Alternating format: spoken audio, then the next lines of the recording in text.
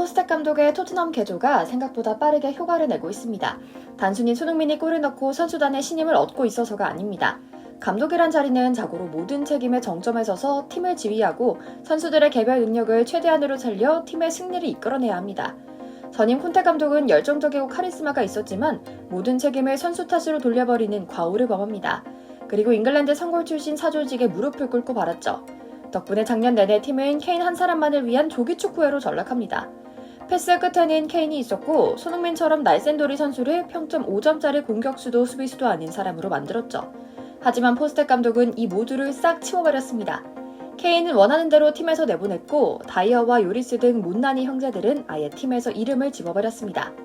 이 두 싸가지가 사라지고 들어온 새로운 선수들은 손흥민을 중심으로 똘똘 뭉쳤고 유기적으로 경기했습니다. 그러나 이 둘은 쉽게 떠나지 않았습니다. 방출도 거부하고 배째라식으로 버티고 있거든요. 뿐만 아닙니다.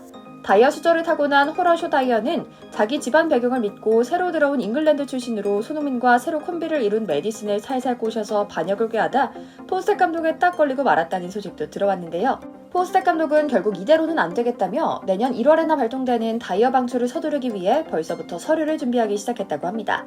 아예 작정하고 지워버리기 위해 힘을 쓰고 있는 건데요. 오늘은 다이어가 꾀했다는 마지막 발버둥 사태에 대한 이야기 이모저모를 전해드리려고 합니다. 잠시 저희 광화문 브리핑 구독 설정도 부탁드리고요. 작년 이맘때까지만 해도 우리 손흥민 팬들의 관심사는 콘테 감독이었습니다. 그의 전술이 너무나 전형적인 손흥민 죽이기였기 때문입니다. 다이어는 손흥민에게 먼저 다가와 말도 걸고 친하게 지내는 오랜 동료 정도로만 알려져 있었죠. 하지만 콘테 감독 사퇴 이후 드러난 실체는 끔찍했습니다. 손흥민 선수가 얼굴뼈가 함몰될 정도로 뛰어야만 했던 이유, 누구에게도 말하지 못했지만 몸도 마음도 피폐해진 상황에서도 뛰어야만 했던 이유, 어쩌면 영국 팬들보다 더 심하게 손흥민 선수 까내리기를 하는 한국인 손가들이 이제 다 끝났다, 늙고 미련하고 못하니 빅클럽에서 오파 하나 없는 것 아니냐며 욕하는 상황에서도 묵묵히 팀을 지키며 자기 할 일에 집중했던 이유가 바로 잉글랜드 출신 선골들의 뿌리 깊은 패거리 문화 때문인 것이 밝혀졌거든요. 그리고 그 중심에는 케인이 있었고 그 보좌진으로는 에릭 다이어가 있었습니다. 요리스는 프랑스 출신 가신으로 이들에 착 붙어서 오래오래 자리를 꿰차고 있었죠.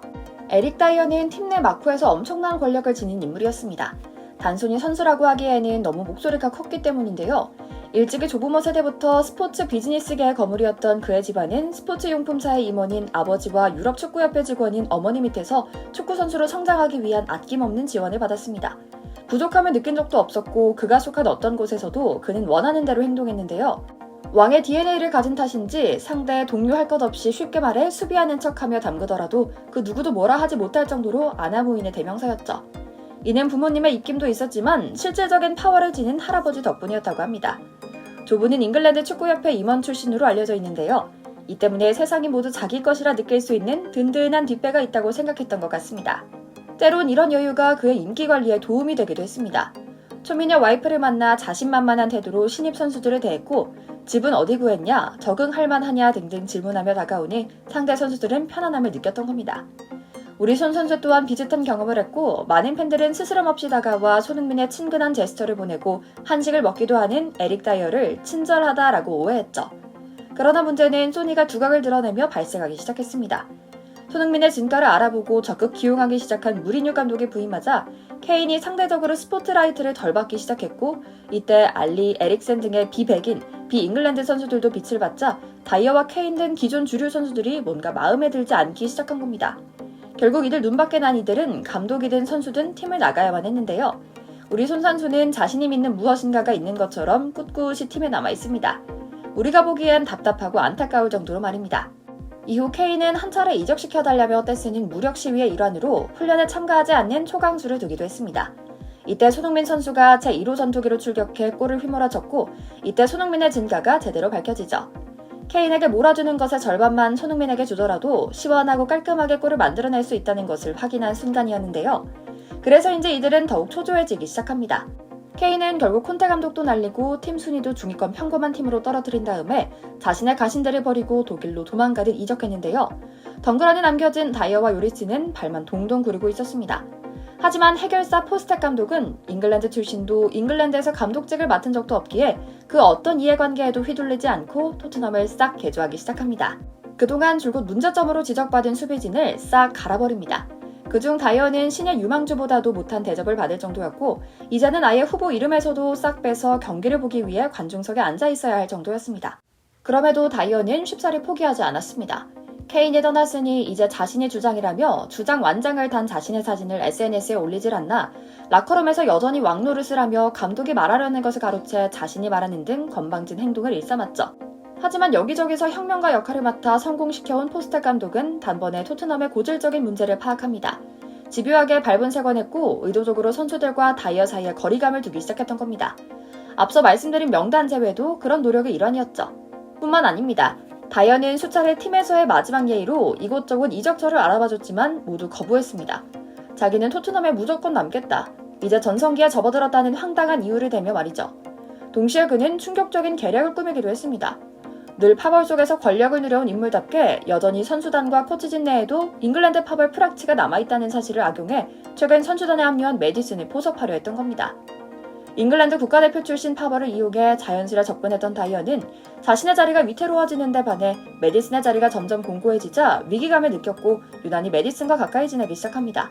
경기장은 물론이고 프리시즌 투어를 위한 전세기에서도 내내 케인, 메디슨과 나란히 다녔죠. 경기장 밖에서도 이들의 만남은 계속됐습니다. 메디슨 입장에서도 나쁘지 않았을 겁니다. 한참 선배가, 특히 호탕하고 백도 훌륭한 데다 놀기 좋아하는 선배가 친근하게 다가오는 걸 굳이 마다할 곳도 없으니까요. 심지어 이들은 성격도 불같아 시민이나 팬들과 시비가 붙어 무리를 일으킨 점도 유사하고 파티를 좋아하는 데다 잘 빠진 모델 아내를 두면서 다른 여성들과 놀던 사진이 찍혀 폭로된 경험도 정확히 일치하거든요. 하지만 메디슨 역시 머리가 빠르게 돌아가는 젊은 선수입니다. 이번에 자신에게 주어진 기회가 뭔지, 또 다이어와 붙어있을 때 동료 선수들이 자신을 어떻게 지켜보는지, 마지막으로 감독이 자신을 어떻게 취급할지를 정확하게 이해하고 있었거든요. 다행히 그는 모두에게 신망받으면서 제대로 행복 축구할 수 있는 소니 주장을 인정하기로 합니다. 확실히 납작 엎드려 고개를 숙이고 축구하겠다 다짐하니 포스텍 감독도 기회를 줍니다. 파격적으로 부주장으로 임명해 잉글랜드 축구와 담을 쌓지 않겠다는 시그널을 주면서 동시에 악동으로 클 가능성이 있는 메디슨을 확실히 잡을 수 있는 당근을 제공한 겁니다. 소니 역시 그의 존재에 감사함을 표하며 메디슨 띄워주기에 나섰습니다. 당장 해트트릭을 성공시킨 뒤 스포츠협과의 인터뷰에서도 메디슨이 팀에 어떤 영향을 미치고 있냐라는 질문에 메디슨에 대해 이야기하라면 나는 하루 종일 이야기할 수 있다. 그는 정말 좋은 선수다. 우리는 지난 몇 년간 양질의 패스를 뿌리며 기회를 만들어주는 선수가 필요했고 그게 바로 메디슨이다. 그와 함께 경기를 즐기는 건 기쁨이다. 그가 앞으로 더 많은 골을 넣고 어시스트를 해주길 바란다 라고 하기도 했죠. 포스텍 감독이 정말 현명하게 다이어를 떨어뜨리고 자칫하면 이적생까지 물들일 수 있는 상황을 피하는 동시에 손흥민이라는 모범생을 붙여 최고의 선수, 최고의 팀을 만들려는 시도가 희한히 대단하다고 느끼는데요. 다음 겨울에 오기 전 빨리 묵은 때를 벗기고 지금처럼 짱짱하게 멋진 팀에서 행복 축구하는 쪼니를 보길 기대하며 오늘 영상 마치겠습니다. 저희 광화문 브리핑 구독, 좋아요도 부탁드리고요. 시청해주셔서 감사합니다.